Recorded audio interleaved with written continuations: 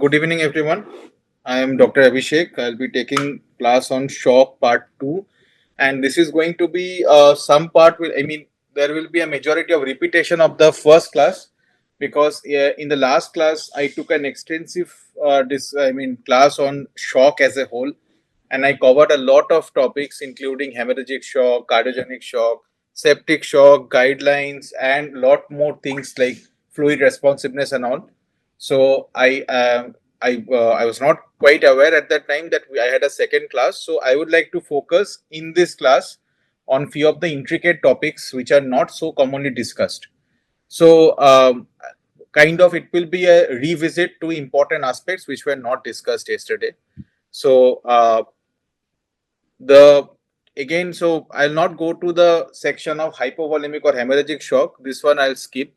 Shock definition, hypovolemic shock, I have already completed. I'll not go to them. If anyone has any queries, they can raise right now.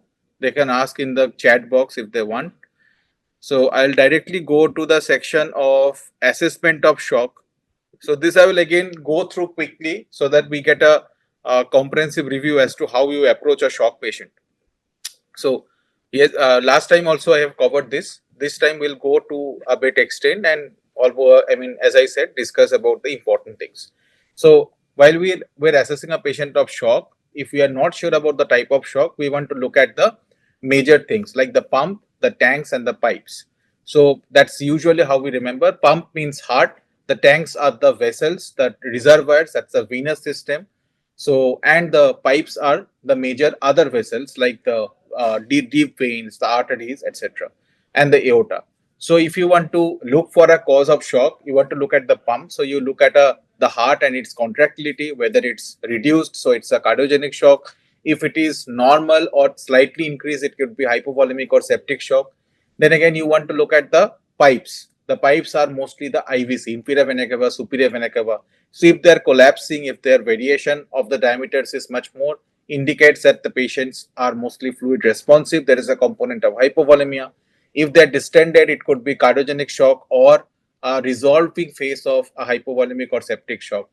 And then you look at the art pipes. That's the the deep veins. If you have a DVT, that could be a reason that you should think that pulmonary embolism could be a possibility. If you have an aorta, if you look at the aorta by means of transesophageal echo in an emergency care or an ICU, and you find out that there is an aortic dissection, then your cause of shock is also found out. So we have to have a framework in mind how to approach the patient, and there are different protocols for that. This is the previous day's PPT only, so I'll just go into that details. But if you people have known about do you know about rush protocol? If people have heard about rush protocol, so what is rush protocol? Rush protocol is when you want to look at the different causes of shock. Rush stands for RUSH, stands for rapid assessment of ultrasound guided assessment of shock and hypotension. So that's rapid ultrasound guided assessment of shock and hypotension.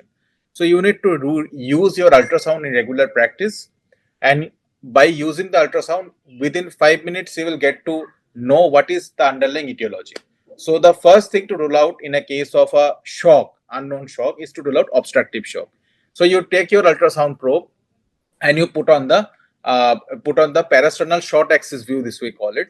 So here we put it and we look at the pulmonary arteries. This is actually long axis view with enlarged RARV, but you can also put on the short axis view and look at the pulmonary arteries.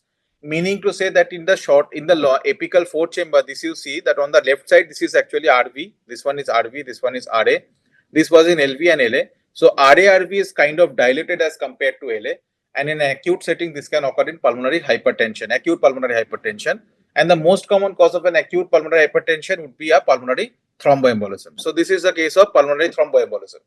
Similarly, if you look at the lungs and if you feel that there is no, there is no absence of lung sliding, then it indicates pneumothorax.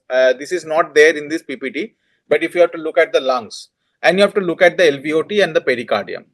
LVOT obstruction, I will again focus later upon how to diagnose and all. So pericardium, if we look at the pericardium and we find that there is a chink of fluid around the heart, so that could be underlying, that indicates there is an effusion. and what indicates that the effusion is actually going for tamponade. Now, these are the few added points that I'd like to discuss today. So, what indicates that the pericardial effusion is actually a tamponade? So, there are few features like if you have a dilated IVC, if you have a collapse of the right atrial free wall and the collapse of the right ventricular free wall. Now, it depends on the cardiac cycle. The RA collapse can occur anytime, but more specifically during systole and during diastole if you have an RV collapse. These are the signs which indicate there is a pericardial tamponade. And the other findings could be that in a spontaneous breathing patients, if you measure the pulse wave Doppler velocities across the mitral and the tricuspid valve, you can find that there is around a 25 to 30% difference in the velocities. Although this is not so specific, and this is only found in spontaneously breathing patients. But if you find that there is a pericardial effusion and there is an RA wall collapse, there is a collapse of the RA wall, always think about pericardial tamponade. There are multiple other etiologies which can also mimic a pericardial tamponade. You can have something known as a low pressure tamponade. So pericardial tamponade on the initial beginning period don't have hypotension. Always remember this, that pericardial tamponade initially have tachycardia and hypertension to begin with. And if you don't do an ultrasound at this phase, you miss out on that and you give a hypotensive agent, the patient will crash within 30 minutes. So it is very important to do the ultrasound in routine practice. And the initial sympathetic surge is what makes the patient alive, keeps the patient alive. So do not go for anything, any hypotensive measures at that period. If you identify that, immediately call the cath lab and do a pericardiocentesis.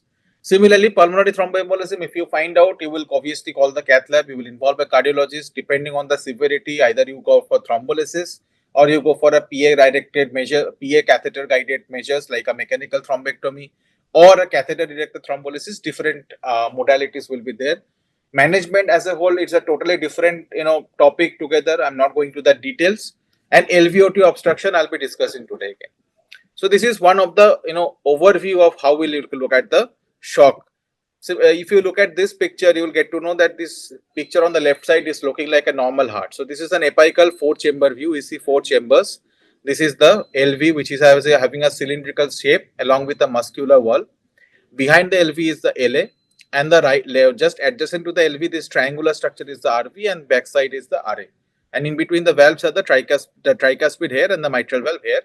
If you just tilt it, you will also see the aorta here. So you can get a apical 5-chamber view, and you can measure something known as the VTI. VTI I have discussed in the last class. On the right hand side, if you look at this image, this is obviously a global dilatation of the chambers. This is not a live image, but we can make out, okay, the LV, LA, RA, RV, everything is dilated. So probably this is the cardiogenic shock. For VTI measurement, we have to take the apical 4-chamber, tilt your probe towards the patient's head end and get an apical 5-chamber. Here, you have to put the Doppler at the LVOT. If you imagine anatomically, the LV is opening through the LVOT and emptying into the aorta. This will be in between the RA and the LA. So this is opening up only in the apical 5-chamber view. And once you put the pulse wave or the continuous wave Doppler, you get a triangular shaped velocities. And then there is a software which gives you the software is inbuilt. You just have to trace the velocities over time and you get a VTI. The VTI is a volume time integral. So supposedly there is one RVC at a particular time which moves with a particular velocity, say suppose x. Another RBC moves at the different velocities of say y. So if you combine all the velocities and integrate it over time, you get a velocity time integral. What does it mean? It means that how much amount of RBC or how much amount of distance does an RBC cover after one pump of the heart. So if the heart pumps one time, how much distance does one RBC molecule cover? That's exactly what gives you it gives you a kind of a distance that is covered by the RBCs. And if you get the area of the LVOT, then you get the area into the distance. So if you multiply area into distance, you get the volume. So that will give you the exact cardiac output. These are all bit of approximations are there. These are not sacrosanct and exactly accurate, but this gives you a fair idea about the cause of the shock. Now supposedly in a patient who has a normal heart, who is having a normal looking cardiac chambers, and you find the VTI. Now in one patient you see the VTI is 8, which is low. Normal value is 18 to 24. In another patient, you see that the patient VTI is 26. So what is the difference? So in the formal one, the VTI is low. That means despite the heart functioning well, the volume or the distance by which the RBC is getting transported is less. That means actually the volume is less. So this is means this is a hypovolemic shock. But if at the same time, if your VTI is normal, that indicates it is a septic shock. However, if your cardiac function is abnormal, heart is dilated, and the VTI is small, that means it is a cardiogenic shock. I'll again repeat. So, if you have a normal size heart, normal VTI, that means it's most likely a septic shock or distributive shock. If you have a normal functioning heart, ejection fraction is good LV pump function, but VTI is low, that means it's hypovolemic shock. And if you have a dilated heart with a low VTI, that means